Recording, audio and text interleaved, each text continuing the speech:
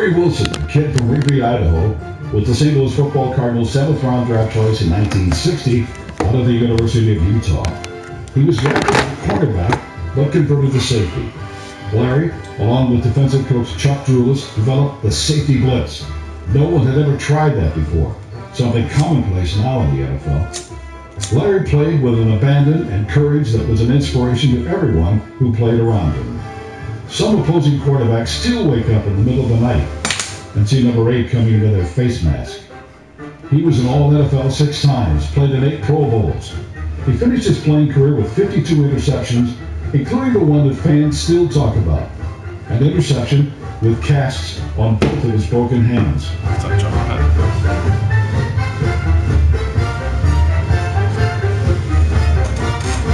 Larry was inducted to the Pro Football Hall of Fame in 1978, and after his playing career, he served in a number of capacities in the Cardinal front office. He's been part of the Red for almost 50 years. The St. Louis Sports Hall of Fame proudly welcomes the Wildcat, Larry Wilson.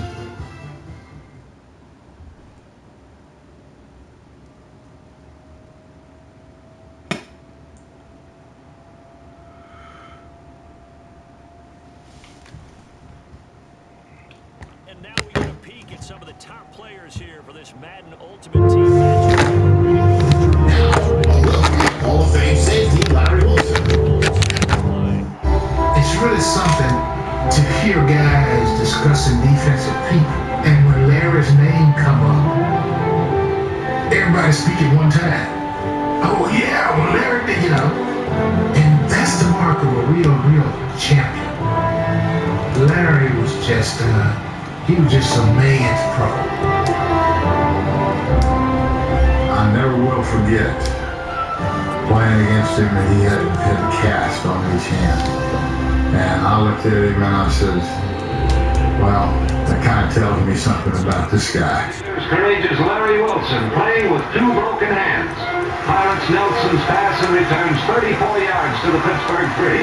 Larry is old school. I know some guys today, if they got a hangnail, along with their attorneys and their agents, they say, well, you can't play this week. But you look back at Larry, you may want to call him a dinosaur, but he played the game the way it was designed. Wilson played at a scrawny 175 pounds.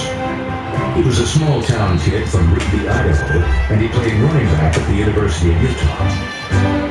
The Cardinals selected him in the 7th round of the 1960 draft, but when they switched him to defense in his first training camp, they almost ended his career.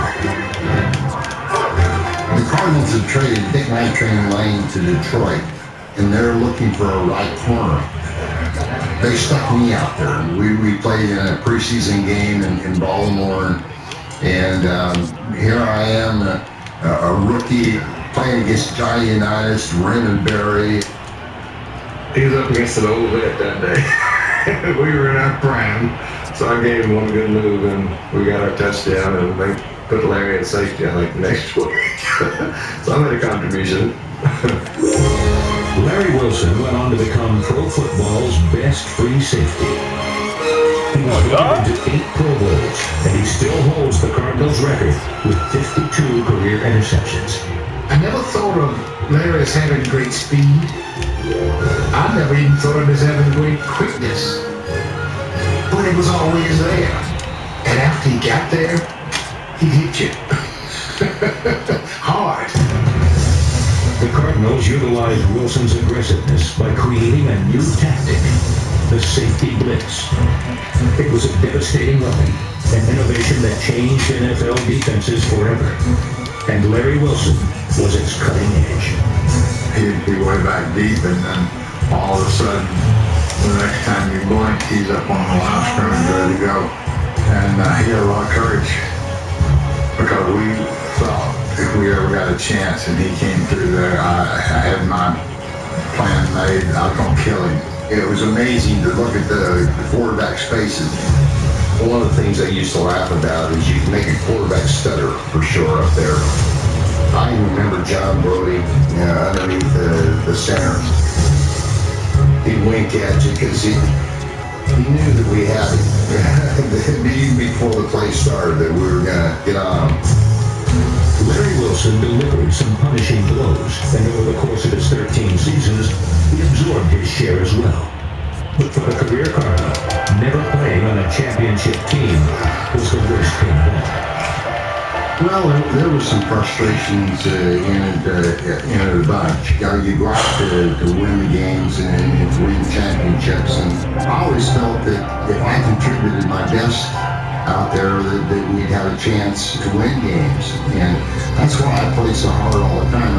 I wanted to make sure that I wasn't the problem. I wanted to do my job and do it the best I could.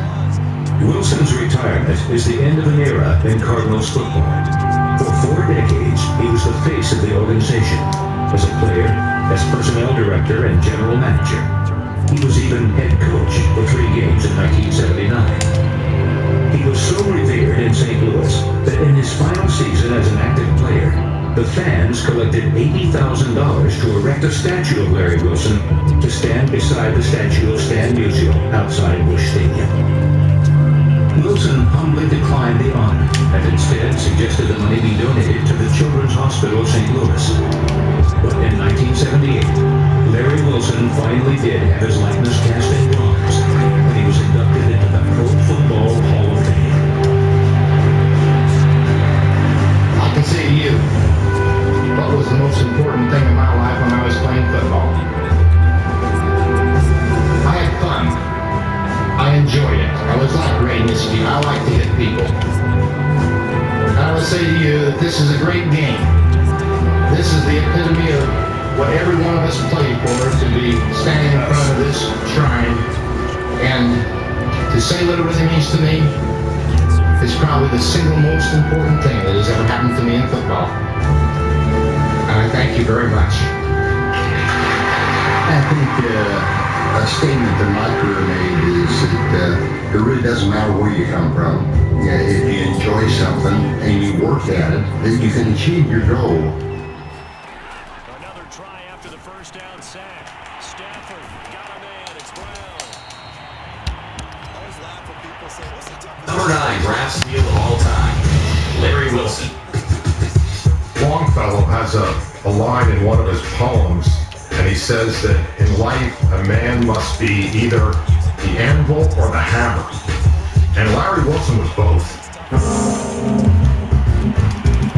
Every modern-day safety owes their game to our number 9 steal, Larry Wilson.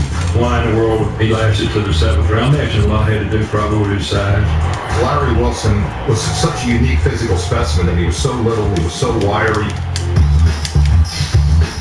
The ability to really ascertain how good college football players were in the 60s was very limited because you just didn't see that much of them on television.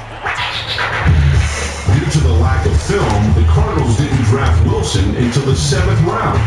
Larry Wilson was an offensive player in college. He was a running back. When he went to training camp with the Cardinals, they didn't really need another running back. They had Joe Watson, they trained lane, so they were a little short in the secondary. Wilson, a man who once had all his teeth knocked out, was fearless in the secondary. He had unbelievable ball skills. I can remember him intercepting a pass with 2 casts on his arm. Strange is Larry Wilson playing with 2 broken hands. Pirates Nelson's pass. Larry certainly redefined the safety position, and you got to be fortunate. You're going to be competitive in this league. It won't be just with your first and your second round draft choices. The thing that made Larry Wilson great and such a steal was that he became the master of the safety blitz. Larry Wilson would blitz almost every play. When you watch safeties of today, safeties that are used to blitz, play on the other side of the line of scrimmage, all of those guys really now are doing what Larry Wilson really began doing 40 years ago. You're thankful for guys like that who kind of paved the way. One of the things I've always loved about the position is that you get to do a little bit of everything. And as you study football, that wasn't always the case. And Larry Wilson kind of changed that. When you talk about Larry Wilson, you're talking about a sui generis, someone that will never be another one like him. Start here at the 25. On the phone we have former Utah college football player and St. Louis Cardinal player and also executive Pro Football Hall of Famer Larry Wilson. Larry, I see you were born in Idaho. How did you end up playing college ball at Utah? And it's second down. Well, I'm really closer to Utah than I was to any place in Idaho, so it was a situation where my father felt like I would do better at Utah as far as getting an education, and we went that way. Did many schools recruit you when you were in high school? I'm sorry? Did many schools come after you? Did many schools recruit you when you were in high school?